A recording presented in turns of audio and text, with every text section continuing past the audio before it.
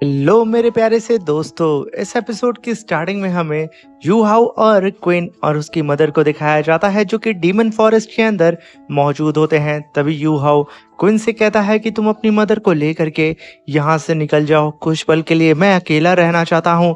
तभी क्विन वहाँ पे कुछ बोलती उससे पहले ही उसकी मॉम आगे बढ़ती है और यू हाउ से कहती है कि यू हाउ, मैं यहाँ पे कुछ सीरियस मैटर को लेकर के तुमसे और तांग सेक्ट के मास्टर से बात करना चाहती हूँ, मगर फिलहाल के लिए तुम खुद को यहाँ पे स्टेबल करो और मैं क्वीन को लेकर के सीधा ही तांग सेक्ट के अंदर लेकर के जा रही हूँ, क्योंकि मैंने तुमसे वादा किया था कि क्वीन तुम्हारे तान सेक्ट में ज्वाइन होगी। तभी यू हाउ उन दोनों को ही दो सोल फ्लाइंग ऑब्जेक्ट दे करके कहता है कि आप लोग तान सेक्ट के अंदर जब जाइएगा तो मेरे सीनियर ब्रदर से ये कह दीजिएगा कि वो लोग अपना पूरा ध्यान स्टार दाव फॉरेस्ट के अंदर बना के रखेंगे और मैं जल्द ही उनसे मिलने के लिए आऊँगा। ये सुन करके वो दोनों ही माँ बेटी बहुत ही तेज़ी से उड़ते हुए तांग सेक्ट की ओर निकल जाती हैं, जहाँ पे क्वीन कहती है कि मॉम, कैप्टन को हमें ऐसे अकेला नहीं छोड़ना चाहिए था। तभी उसकी मॉम कहती है कि बेटा, तुम यहाँ पे यू हाउ को जितना स्ट्रांग समझती हो, यू हाउ उससे कई गुना ज़्यादा स्ट्रांग है। और देखना, यू हाउ पूरे के पूरे दाव कॉन्टिनेंट को आने वाले वक्त में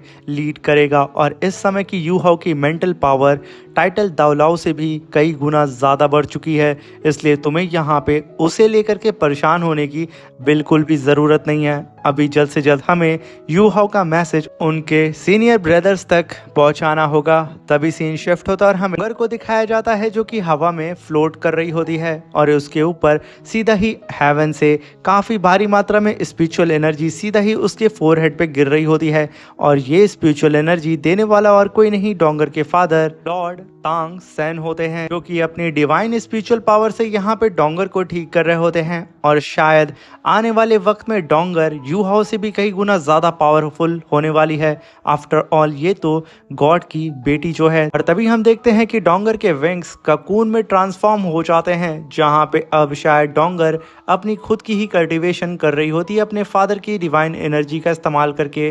तभी से शिफ्ट होता है और यू हाउ डीमन फॉरेस्ट के और डीप में जाने लगता है, जहाँ पर तियांग मिंग यू हाउ की सोल सी से बाहर आकर के कहता है कि ब्रदर यू हाउ, ये डीमन फॉरेस्ट बहुत ही ज़्यादा खतरनाक है और यहाँ पे तो हद से ज़्यादा पावरफुल सोल बीस्ट भी रहते हैं। तभी यू हाउ तियांग मिंग को देखता है और कहता है कि ब्रदर तियांग मिंग, आखिर तुम कब ह्यूमन फॉर्म में आ गए।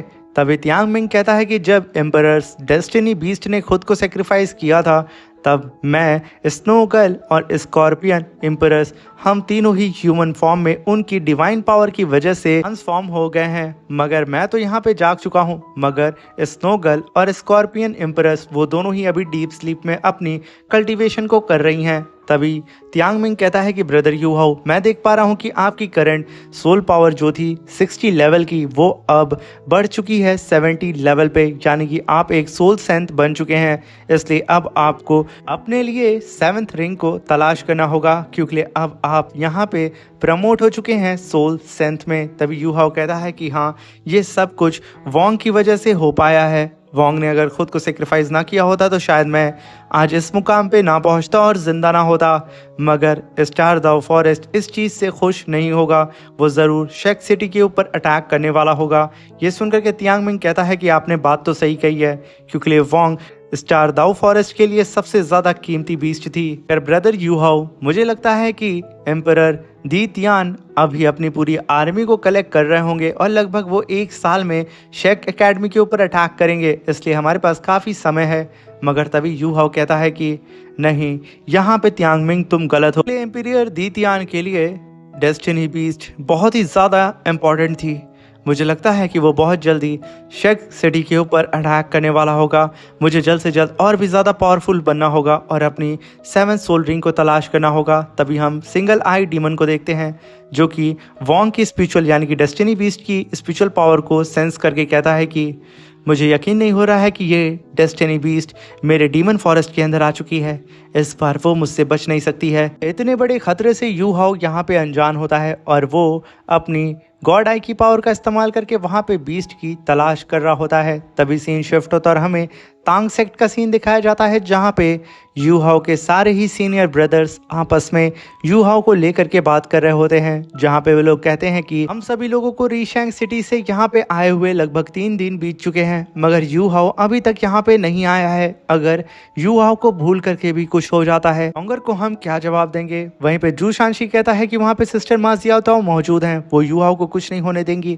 आफ्टर ऑल वो तो 8 रिंग सोल मास्टर हैं। अभी हम देखते हैं कि बेबे अपनी पूरी टीम को लेकर के अपने टांग सेक्ट से बाहर आता है, जहां पे शेक सिटी के बाहर काफी ज्यादा हलचल मच रही होती है, जिसे देख करके बेबे कहता है कि हम पर अटैक होने वाला है, इसलिए काइतू तुम जल्दी से जाओ, हमारे सारे ही सीनियर टीचर्स को यहाँ पे लेकर के आओ। और तभी वो थर्ड ब्रदर जू शांसी से कहता है कि जाकर के सारे ही कोर डिसेबल्स को इकट्ठा करो और उन सबसे कहो कि वो लोग जल्द से जल्द साउथ गेट की तरफ आए। तभी वहाँ पे जू शांसी ये अनाउंस कर देता है जितने भी कोर डिसेबल हैं शेक एकेडमी के, वो सब के सब जल्द से जल्द साउथ वॉल की तरफ आए।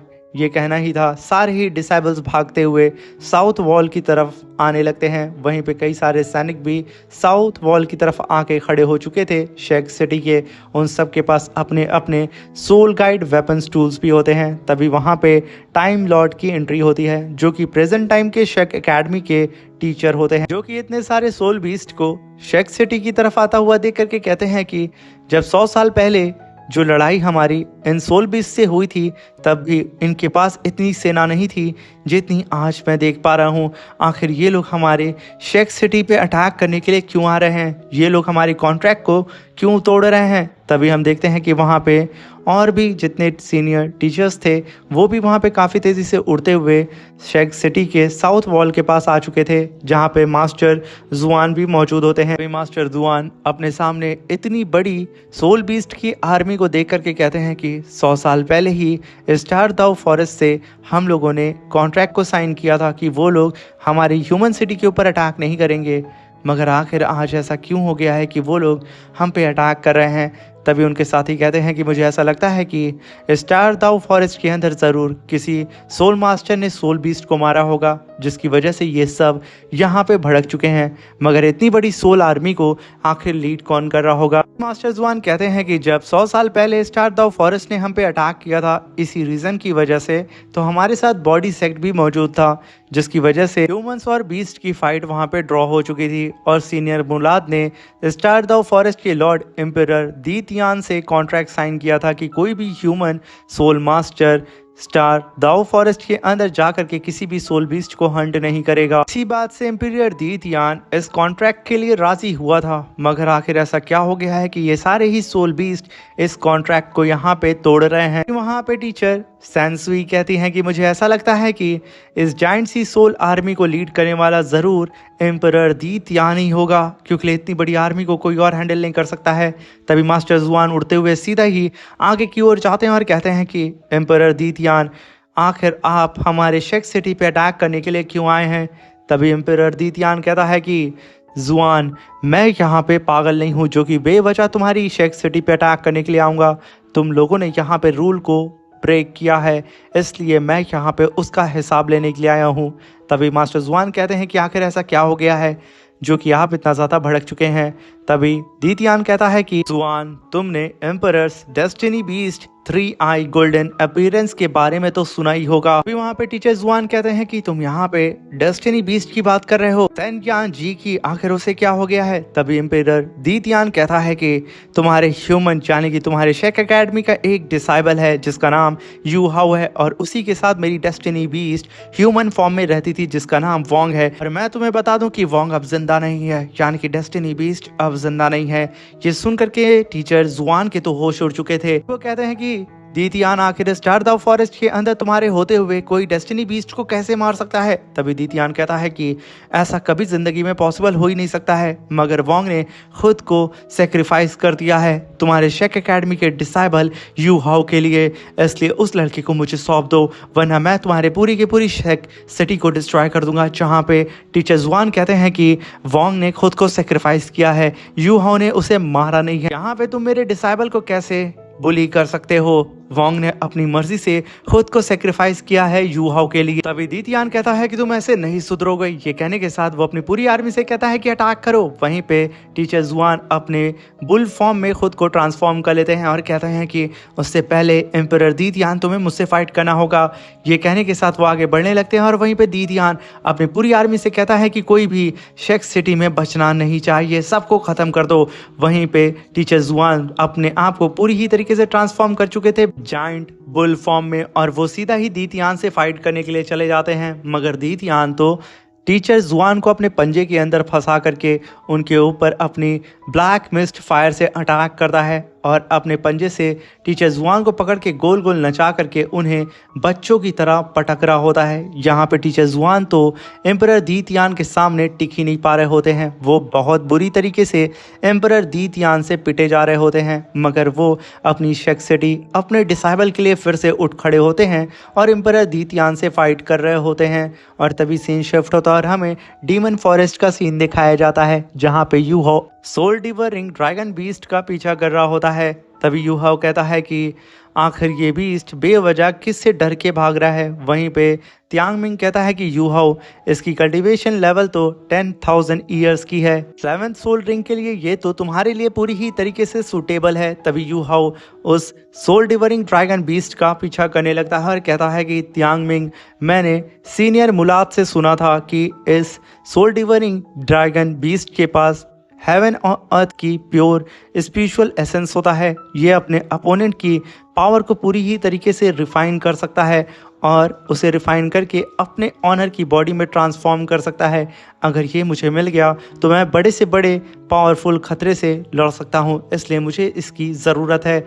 मगर मुझे ये समझ में नहीं आ रहा है कि आखिर ये किससे डर करके भाग रहा है। ये कहने के साथ यू हाउ छुप के उस ड्रैगन बीस्ट का पीछा करने लगता है, मगर तभी एक काफ़ी पावरफुल स्पिरिचुअल अटैक सीधा ही उस सोल डिवरिंग ड्रैगन बीस्ट को आकर के हिट करता है। एक ही हिट में वो बेचारा बीस्ट तुरंत ही नीचे जाके गिर जाता है, मगर तभी वो उठता है और वो हेवन एंड अर्थ की स्पिरिचुअल पावर को अपने मुंह के अंदर गैदर करने लगता है और वो काफ़ी पावरफुल अटैक एक डायरेक्शन की ओर करने वाला होता है। मगर तभी वो यू हाउ को सेंस कर लेता है, इसलिए वो अपनी पावर को डीएक्टिवेट करके सीधा ही यू हाउ के ऊपर अटैक करने के लिए चला जाता है। पर यहाँ पे यू हाउ उस ड्रैगन को अपनी तरफ आता हुआ देख करके ज़रा सा भी घबराता नहीं है। वो चुपचाप अपनी जगह पे खड़ा होता है और जैसे ही वो ड्रैगन भागते हुए यू हाउ को खाने वाला होता है, यू हाउ तुरंत ही अपनी पावर को रिलीज करते हुए मेंटल शॉक स्पिरिचुअल अटैक सीधा ही उस सोल डिवरिंग ड्रैगन के ऊपर कर देता है। ये अटैक यू हाउ का इतना ज़्यादा पावरफुल होता है कि एक ही अटैक में सोल डिवरिंग ड्रैगन बीस्ट जिसके पास 10,000 ईयर की कल्टीवेशन थी, वो एक ही अटैक में धानाशाही हो जाता है और वो मारा जाता है। और जैसे ही उसकी बॉडी ज़मीन पे गिरती है, उसकी सोल रिंग उसकी बॉडी से बाहर आ जाती है, जिसे देख के त्यांग मिंग कहता है कि ब्रदर यू हाउ, ये हमारे लिए काफ़ी ग्रेट अपॉर्चुनिटी है, जल्दी से इसकी सोल रिंग को एब्जॉर्ब कर लो। मगर मुझे ये समझ में नहीं आ रहा है कि आखिर तुमने एक ही मेंटल अटैक में इतने पावरफुल ड्रैगन बीस्ट को कैसे मार दिया। आखिर अब प्रेजेंट टाइम की तुम्हारी मेंटल पावर किस लेवल पे होगी, इसका अंदाज़ा तो मुझे भी नहीं है। तभी यू हाउ कहता है कि इसके बारे में तो मुझे भी नहीं पता है कि मेरे पास और कौन सी न्यू एबिलिटी आ चुकी हैं। मगर तभी वो evil I monster you how को अपने इल्यूजन के अंदर फंसाना स्टार्ट कर देता है। तभी हम देखते हैं कि यू हाउ जो कि खुद को प्रोटेक्ट करने की कोशिश करता है, मगर सडन उसका पूरा का पूरा दिमाग वहाँ पे शेक करने लगता है और वो एक ही जगह पे फ्रीज हो जाता है और उसके ऊपर वो इविल आई मॉन्स्टर हावी होने लगता है, जहाँ पे वो यू हाउ की सोल को अपनी इल्यूजन पावर से पूरी ही तरीके से कैप्चर करने लगता है। और देखते ही देखते वो यू हाउ को अपने वुड एलिमेंट की पावर से उसे चारों ही तरफ से कैप्चर करके उसे हर्ट करने लगता है। मगर तभी यू हाउ वहाँ पे अपनी 6 सोल रिंग को अवेक करता है और अपनी पावर को रिलीज करके टीचर इलेक्ट्रोलक्स की evil soul power refining technique को परफॉर्म करने लगता है। और वो एक ही जगह पे इलेक्ट्रोलक्स के स्पीयर को लेकर के वहाँ पे चैंटिंग करना स्टार्ट कर देता है, जिसकी वजह से आसपास में जितनी भी इविल पावर और वो इविल इल्यूजन था वो सब का सब यू हाउ यहाँ पे उसे रिफाइन कर लेता है। तभी यू हाउ कहता है कि ये मेंटल अटैक इतना खतरनाक था कि अगर यहाँ पे वोंग की बोन मेरी जो फोरहेड पे है वो ना होती तो आज शायद मैं इस इल्यूजन से बच ही नहीं सकता था। और साथ में अगर मेरे पास टीचर इलेक्ट्रोलक्स की अनडेड मैजिक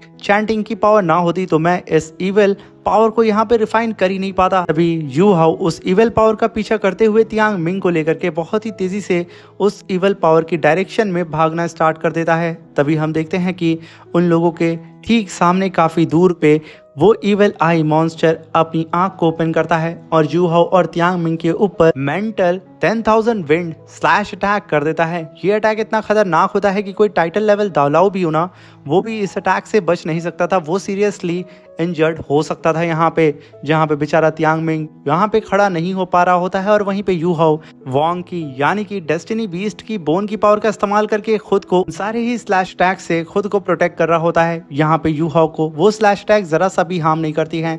तभी यू हाउ तियांग मिंग को अपनी स्पिरिचुअल पावर से तुरंत ही अपनी तरफ खींच लेता है, जहाँ पे तियांग मिंग जब अपने सामने उस सिंगल इवल आई डीमन मॉन्स्टर को देखता है वो एकदम यहाँ पे शॉक्ड हो चुका था।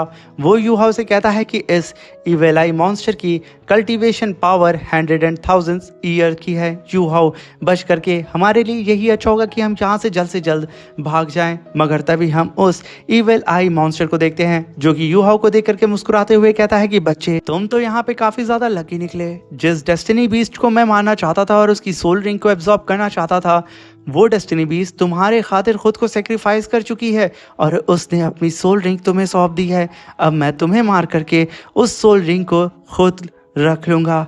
अब देखता हूँ कि आखिर तुम कैसे यहाँ से बच के वापस जाते हो। इसी के साथ मेरे प्यारे दोस्तों ये शानदार सा एपिसोड भी ख़त्म होता है। Thank you for watching. Bye bye, take care.